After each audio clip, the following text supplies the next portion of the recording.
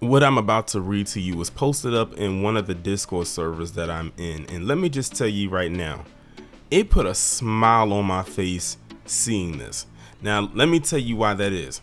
This does not mean I am in no way support of the not so secret invasioners being allowed to get extracurricular education here on American taxpayers' dime. It put a smile on my face because of the state that it happened in. Because remember, a few short months ago, maybe within the last year or so, you had the state of California that was doing everything that they can to not examine. Well, they claim they were examining, but they were doing these task force and studies and whatnot about reparations, and saying how that's going to cost the states and the cities in California and the state of California these millions and millions of dollars, to give $5 million to every FBA individual in that state. And considering how low the black population is there, it wouldn't have cost them that much. But now you have this that's about to occur. As a matter of fact, it's going to occur because Gavin Newsom, the governor of California, just signed a bill, as you can see, saying it's allowing some Mexican residents near the border to get in-state tuition. And guess whose dime it's going to be on? Theirs. And guess who's about to be very upset? The same ones that had a bunch of crap to say when it came to black people, those who were actually born here, actual American citizens who couldn't get just $5 million. They about to pony up way more than 5 mil doing this. Trust and believe me. Now, this is just the title, but you know what they say. The devil is in the details. So let's see what the detail says. California Governor Gavin Newsom signed a bill Friday. And by the way, I'm recording this on Monday, October 16th, 2023. So this bill was signed on Friday, October the 13th. The irony of it all. That will allow some students living in Mexico near the border to receive in-state tuition at certain community college, his administration confirmed on its website. So y'all are hearing this right here. It's saying it is allowing people who live in the country of Mexico, not on the US side of California bordering Mexico, but on the Mexico side bordering the underpart of California, to get in-state tuition at certain community colleges. How long do you think it's going to be before that some goes to more and that certain goes to every? And one thing I didn't even pay attention to is right here on the screen. It says the California bill is similar decades old to a decades old Texas law that allows Mexican students to waive non-resident fees. Oh, that's very interesting. They big up Governor Wills a lot, but I didn't even know that existed. So to the people that's singing the praises of Governor Wills, what y'all got to say about that? Where they're allowing people who are in Mexico to get that's allowing Mexican students to waive non-residential fees. Interesting. Now let me continue on because we are just in the beginning of this. The bill was one of many listed in a legislative update news release. Governor Gavin Newsom took his final actions of the 2023 legislative season today. The Friday release said, "The desk is clear." The bill, introduced by Assemblymember David Alvarez of San Diego, affects low-income students living within 45 minutes of the California border. So if they live within an hour, basically an hour of the city of the California border, they qualify for that. Do you know how many of them are probably going to flock just to be within those limits so they can try to qualify and lie about where they live? Oh, this is going to be too good. There are students who might actually be U.S. citizens but happen to be living in the Baja region because of the cost of living, Alvarez told the Los Angeles Times. So there are some students who find themselves in that situation who don't have a California residence because families can't afford to live here. The California bill took a note from a decades-old Texas law allowing students living near its border to also waive non-resident tuition.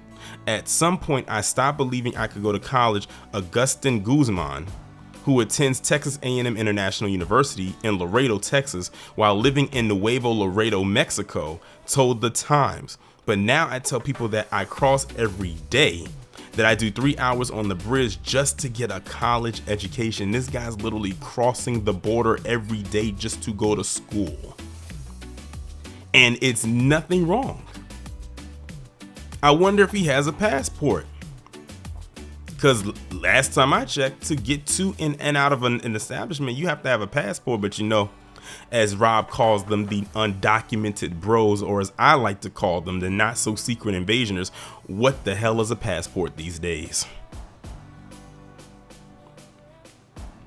Under the California law, 150 students at the 8-partner community college, all in San Diego and the Imperial Valley, will get a non-resident fee exemption.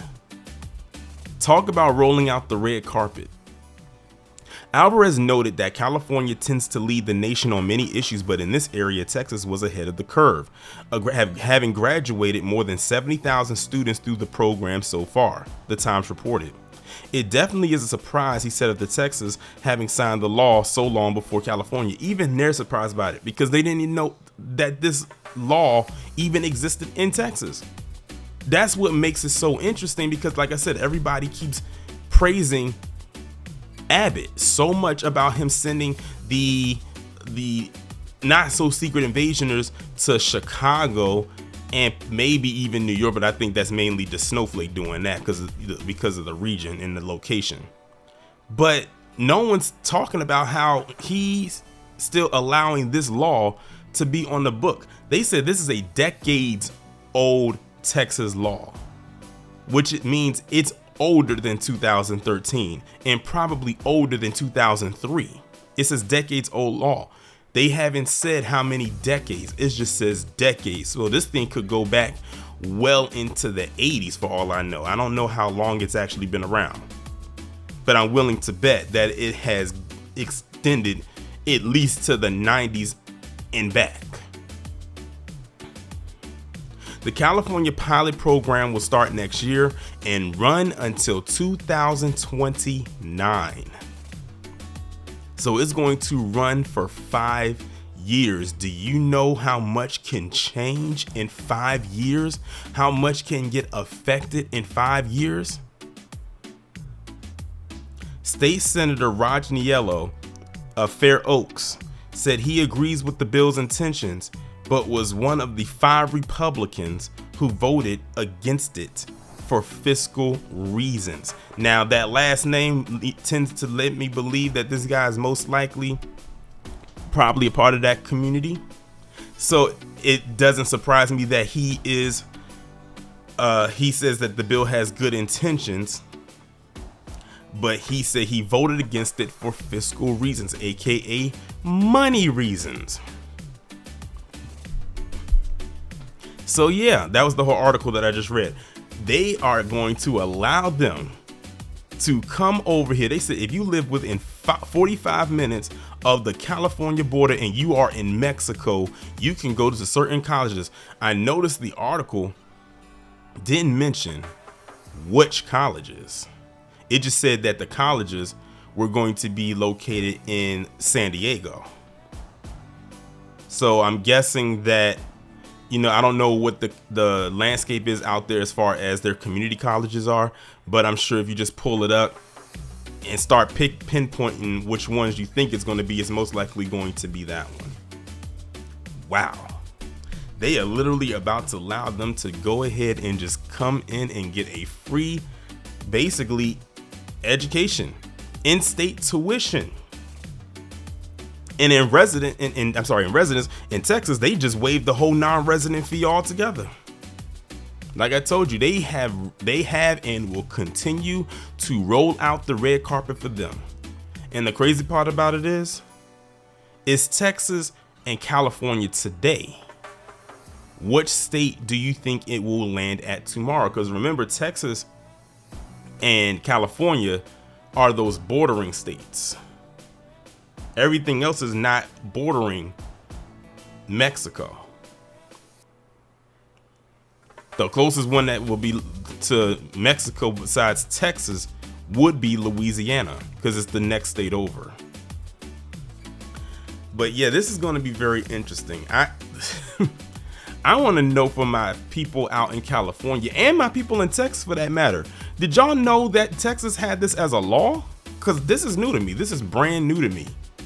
And to my people out in California, what do y'all feel about this? Again, this is the same state where people had so much crap to say when it came to talking about reparations, which would not have even cost the state as much as it's probably about to cost them now with this.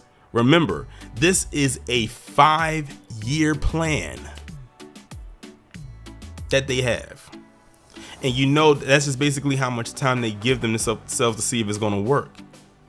But the way that I'm seeing it right now, work or not, they going to implement it, and they might extend it past 5 years. It might be permanent. After all, didn't they just basically kind of come out and say a couple weeks ago that the not so secret invasioners have temporary legal status? And when you say that, you can no longer really call them illegal. So it's almost like you're just flat out calling them American citizens. Or should I say, like, the American transplant that'll eventually become the American citizen. But like I said, I don't feel bad for the state of California now. I really don't. Because if they would have just did what they were supposed to do when it came to us, or came to the those of us who are out there in that state anyway, who knows what that could have done. And it's crazy because Gavin Newsom was one of those ones that was kind of iffy about the reparations, intangibles, but he had no problem signing this bill. None. And this couldn't happen at a worse time because, you know, they like to talk about blue states and whatnot. California is the largest blue state. And California already has a vast majority Mexican population as it is. It's about to get even larger.